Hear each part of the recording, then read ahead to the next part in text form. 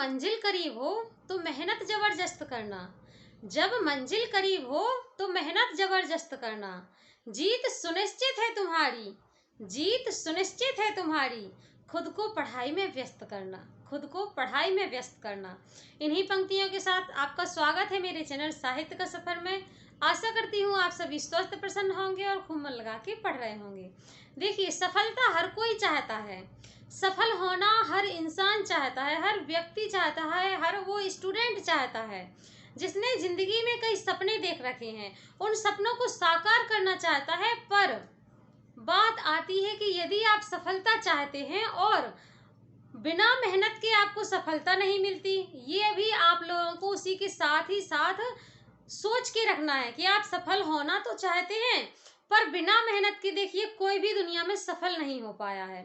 और जैसे ही मेहनत की बात आती है तो अच्छों का पसीना छूट जाता है। मेहनत करना कोई नहीं चाहता, मेहनत किसी को भी अच्छी नहीं लगती, लेकिन आपको मेहनत करनी है। यदि आपको अपना नाम बनाना है और यदि आपको सबसे बेहतर बनना है, आपको यदि सबसे बेहतर बनना है, तो ये दिमाग में बिठा के चलिए कि आपको सबसे बुरे हालातों से गुजरना होगा। देखिए, जब पढ़ाई का जोश अंदर आ जाता है ना, तो फिर फर्क नहीं पड़ता कि हालात कैसे हैं और आपके सामने कौन है कौन नहीं है। इन चीजों से कोई फर्क नहीं पड़ता, बस आपके अंदर पढ़ाई का जोश आना चाहिए। यदि आप वाकई में मेहनत करना चाहते हो, इस क्षेत्र में सफल होना चाहते हैं, जिस भी क्षेत्र में आपने अपना फॉर्म अप्लाई किया है, आप जिस क्षेत्र में जॉब प्राप्त करना चाहते हैं, मात्र ये कहने से कुछ नहीं होता कि करके दिखाएंगे। सभी लोग कहते रहते हैं कि ये करके दिखाएंगे, वो करके दिखाएंगे, लेकिन बोलने वालों के ऊपर आपको नहीं जाना है। आपको उन लोगों के ऊपर जाना है जो बोलते नहीं करके दिखाते हैं। जब भी करने की बात आती है तो बहुत से लोग जो सिर्फ बोलकर जानते हैं और करके कुछ भी नहीं जानते हैं, वह लोग हमेशा पीछे हो जाते हैं। और आपको बोलने वालों की तरह नहीं, आपको करने वालों की तरह बनना है। आपको भी दुनिया में ऐसे बन के नहीं रहना है कि आज ये करेंगे कल वो करेंगे, इतना पढ़ लेंगे तो ये सिलेक्शन मिल जाएगा, उतना पढ़ लेंगे तो ये सिलेक्शन मिल जाएगा।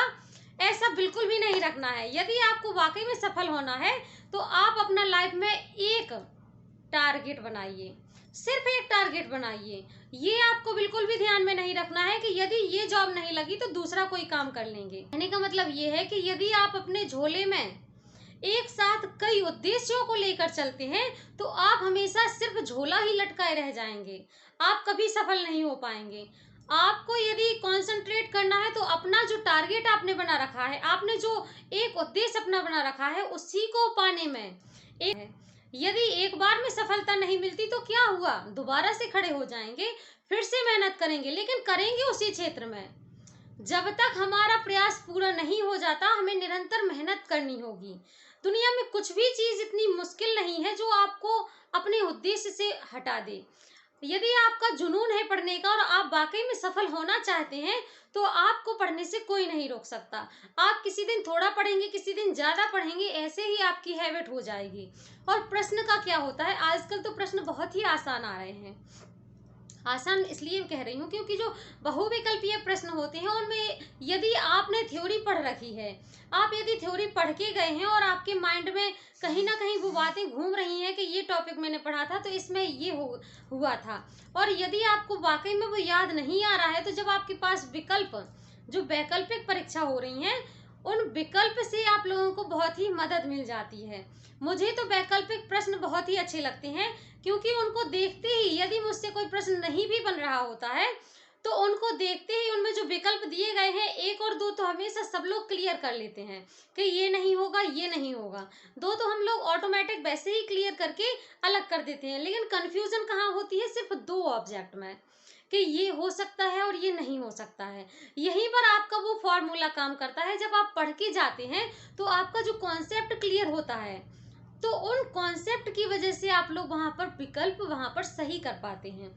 तो कभी भी आपको एग्जाम से घबराना नहीं है, आपको जो भी पढ़ के जाना है, मैं कहूंगी आप जितना यदि ऑब्जेक्टिव पढ़ रहे हैं तो ऑब्जेक्टिव पढ़ने से ज्यादा बेहतर है आप लोग थ्योरी पढ़िए, क्योंकि ऑब्जेक्ट पढ़ते समय आप लोग ये भूल सकते हैं कि कहाँ से और कौन सा ऑब्जेक्ट पढ़ा था।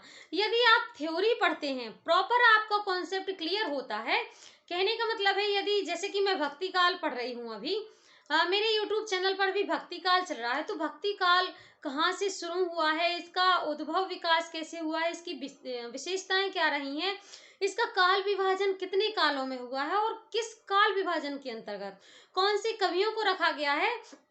जैसे कि भक्ति काल का काल विभाजन हुआ है तो निर्गुण काव्य धारा और सगुण काव्य धारा इसके अंतर्गत आते हैं। दो काल विभाजन हो गए, इसके अंतर्गत आपके आते हैं फिर ज्ञान मार्गी और प्रेम मार्गी। दूसरी साइड आ जाते हैं आपके सगुण काव्य धारा में राम भक्ति काव्य धारा और कृष्ण भक्ति काव्य धारा। अब यहाँ पर लोग बहुत कंफ्यूज होते हैं। जब लोग यहाँ पर कॉन्सेप्ट क्लियर नहीं कर पाते तो यहाँ पर बहुत कंफ्यूज हो जाते हैं कि कौन सा कवि किस काव्य धारा में आ रहा है। जैसे जब हमारा कॉन्सेप्ट क्लियर होता है तो हम जैसे ही प्रश्न पर सरसरी निगाह डालते हैं तो हमें याद आ जाता है कि हाँ, इस प्रश्न का ये नहीं हो सकता, ये नहीं हो सकता। लेकिन जब जो दो ऑब्जेक्ट बचते हैं ना, वहां पर बहुत कंफ्यूजन हो जाती है। क्योंकि मैंने पहले ही बताया है, तो उन प्रश्नों को, उन जो दो ऑब्जेक्ट रहते हैं उनमें यदि जब हम थ्योरी पढ़ के जाते हैं तो बहुत ही उपयोगी होता है वहां पर हमारा। और उस विधि से यदि हम पढ़ते हैं तो वाकई में हमें सफल होने से कोई नहीं रोक सकता।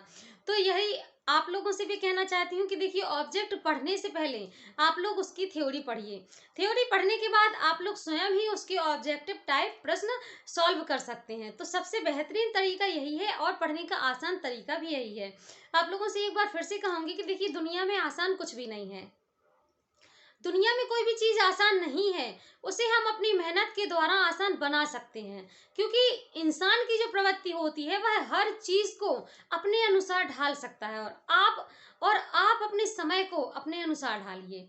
सबसे पहले आप अपने समय को अपने अनुसार ढालिए। आपको समय के अनुसार नहीं चलना है, क्योंकि सब लोग कहते हैं कि समय के अनुसार चलो। आप ऐसा समय लाइए कि समय आपके अनुसार चले, आप जैसा चाहते हो वैसा समय चले। तो जब आपकी तैयारी प्रॉपर होगी और आप जो करना चाहते हैं वो आपको जरूर मिलेगा। बस थोड़ा सा धैर्य और साहस आप लोगों को बना के रखना होगा। क्योंकि कोई भी चीज जब हमें एक बार में नहीं मिलती तो हम धैर्य खो देते हैं, हमारे अंदर धैर्य नहीं रहता है और हम लोग एकदम से ऐसा सोचने लगते हैं कि ये चीज मेरे बस की नहीं है। उसी समय यदि किसी ने कह दिया कि तुझसे कुछ नहीं होगा, तेरे बस की बात ही नहीं है, तो हमारे अंदर का जो थोड़ा बहुत धैर्य बचा भी होता है वह भी वहां से धीरे धीरे खत्म होने लगता है। तो सर्वप्रथम अपने आप में धैर्य बना कर रखना होगा। धैर्य ही एक ऐसी चीज है जो आपको हर क्षेत्र में सफलता दिलाएगा। और लोगों का क्या है, लोगों का तो यदि आप अच्छा भी करेंगे तो भी कहना है और बुरा भी करेंगे तो भी कहना है। तो लोगों के कहने में आप लोगों को बिल्कुल भी नहीं आना है। आपको वही करना है जो आपके लिए अच्छा है, जिसमें आपका भला है, आपको वही करना है। सबका भला तो बाद में होगा, पहले आप अपना देखिए। जब आप सफल होंगे तो आप दूसरों को सफल होने की प्रेरणा दे पाएंगे। और यदि आप सफल ही नहीं हो पाए, आप भले ही एक या कुछ पॉइंट से रह गए हैं, तो आप वहां पर किसी को चाह के भी सफलता का ज्ञान नहीं दे सकते। यही प्रॉपर नियम आप लोगों को अपनाने होंगे कि सफलता का राज क्या है। लास्ट में जाते जाते सिर्फ इतना ही कहूंगी कि मुश्किल कुछ भी नहीं दुनिया में, मुश्किल कुछ भी नहीं दुनिया में। तू जरा हिम्मत तो कर, ख्वाब बदलेंगे हकीकत में, ख्वाब बदलेंगे हकीकत में। तू जरा कोशिश तो कर, तू जरा कोशिश तो कर। आगे की बातें होंगी अगली वीडियो में। आज के लिए इतना ही। आप इस वीडियो से, इस क्लास से कहाँ तक मोटिवेट हुए हैं मुझे एक बार कमेंट बॉक्स में कमेंट करके ज़रूर बताइएगा। और प्रतिदिन यहाँ पर जो हिंदी की क्लासेस ली जाती हैं, यदि आप भी इच्छुक हैं और आप लोग नोट्स तैयार करना चाहते हैं तो जुड़े रहिएगा मेरे चैनल साहित्य का सफ़र के साथ में। यहाँ प्रतिदिन रात्रि 9:30 बजे हिंदी पर मैं लाइव आती हूँ। तो जो भी मुझसे लाइव चैट करना चाहते हैं तो ज़रूर आइएगा और चैनल को लाइक, सब्सक्राइब और ज़्यादा लोगों में शेयर ज़रूर करिएगा, ताकि लिंक ज़्यादा लोगों तक पहुँचे और इस क्लास का ज़्यादा से ज़्यादा लोग उपयोग कर सकें। आज के लिए इतना ही, मिलते हैं अगली क्लास में।